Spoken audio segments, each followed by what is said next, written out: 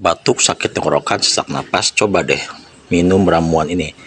Namanya daun karuk ya. Daun karuk itu seperti daun sirih ya, tapi beda ya. Nah, serat-seratnya ini agak kasar ya.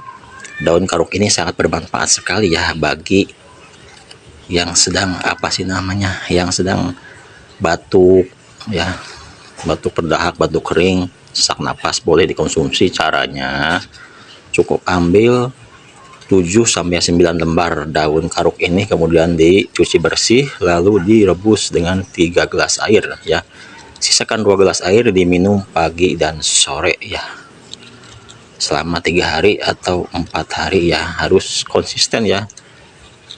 Oke, semoga bermanfaat dan wassalamualaikum warahmatullahi wabarakatuh.